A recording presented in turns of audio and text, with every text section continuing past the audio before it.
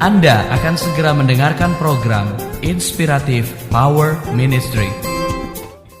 Shalom, shalom komunitas IPM yang berbahagia. Kasih mula-mula, kasih Yesus lebih dari semua, lebih dalam dari lautan dan lebih lebar dari samudera. Kasih Yesus lebih dari semua.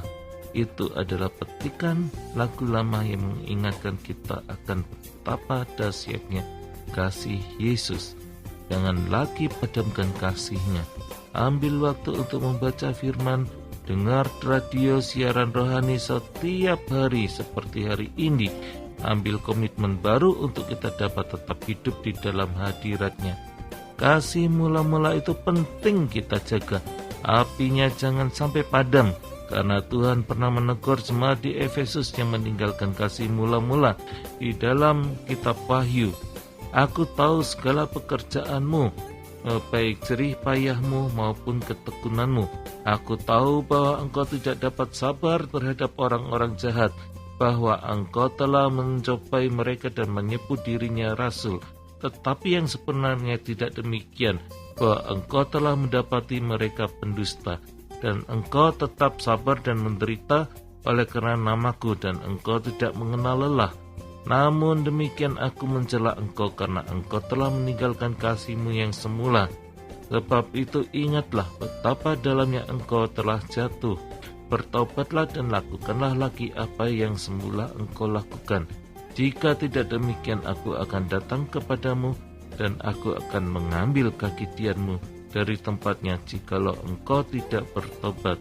Komunitas IPM yang berbahagia, firman Tuhan berkata bertobatlah, artinya kalau kita meninggalkan kasih mula-mula itu sama dengan mendukakan hati Tuhan. Karena itu perlu kita bertobat dan memiliki komitmen melakukan kembali pelayanan mula-mula kita. Kita perlu memiliki komitmen waktu di dalam doa dan membaca firman Tuhan. Tanpa kasih mula-mula, hubungan kita dengan Tuhan akan terasa dingin. Kita tidak akan merasakan panasnya api Roh Kudus bekerja.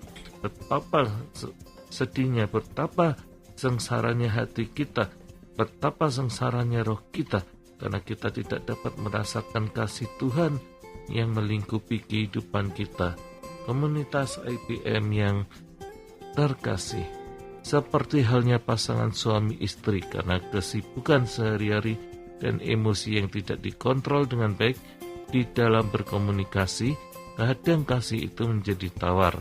Karena itu perlu pasangan yang demikian lakukan re-commitment, re-honeymoon, untuk lebih saling menghargai, saling mengalah, saling menghormati.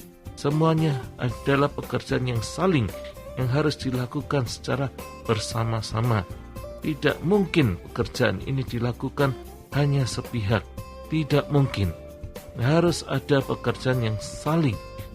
Ada komitmen di antara keduanya. Bila perlu, lakukan kembali perjalanan honeymoon, di mana kita tidak dipusingkan oleh urusan-urusan menyita emosi kita. Tapi kita boleh memberikan hati, perhatian, dan saling melayani. Ya, saling melayani. Bukan hanya istri yang melayani, tetapi suami juga harus melayani juga. Harus ada saling. Hari ini pesan saya tidak panjang. Kembalilah pada kasih mula-mula dan kerjakan pekerjaan mula-mula yang kita lakukan. Tuhan merindukan itu. Teguran Tuhan itu bukan hanya untuk jemaat di Efesus, tapi juga untuk kita semua. Bertobatlah, apalagi bagi Anda yang sudah tidak pernah ke gereja lagi karena situasi tertentu. Engkau telah meninggalkan imanmu. Firman Tuhan pagi ini, bertobatlah dan kembali ke kasih mula-mula, di mana saat-saat itu kita selalu merindukan hadirat Tuhan, selalu ingin bersekutu dengan saudara seiman. Semuanya terlihat indah dan Tuhan banyak melakukan mujizat-mujizat dalam kehidupan kita. Tuhan rindu persekutuan demikian tetap ada di dalam kehidupan anak-anaknya.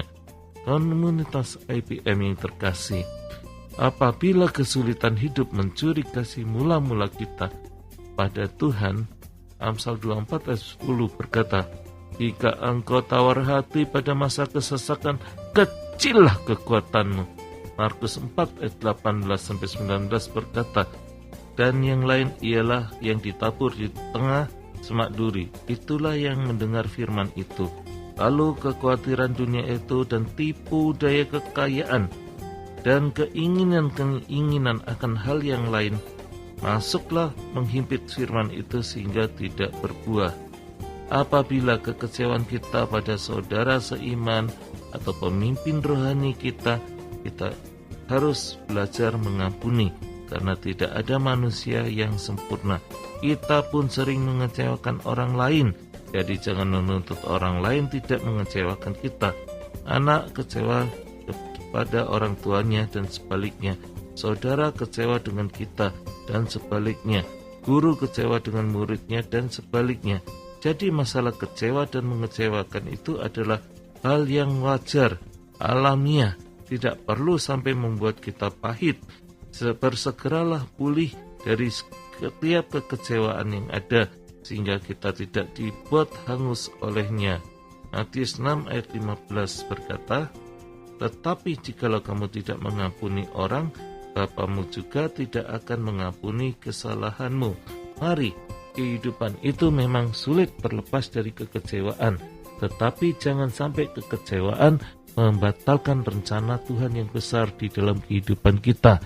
Jangan sampai kekecewaan membunuh manusia roh Anda, tetapi marilah kekecewaan itu kita kelola dengan jiwa yang besar, dengan buah-buah roh. Dengan kita menghasilkan buah-buah roh, kita dapat mengampuni, dapat terus mengasihi setiap orang yang mengecewakan kita, dan kita juga dapat menjadi berkat untuk orang yang mengecewakan kita, sehingga orang itu dapat diubahkan oleh Tuhan dan kita memiliki karakter yang lebih positif lagi, dan kita menjadi manusia yang hidup selalu berkemenangan dalam segala hal. Kekecewaan apapun tidak dapat mengalahkan kemenangan kita.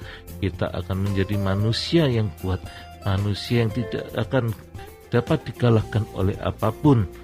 Amin. Elia Paul Ang dalam Inspiratif Power Ministry.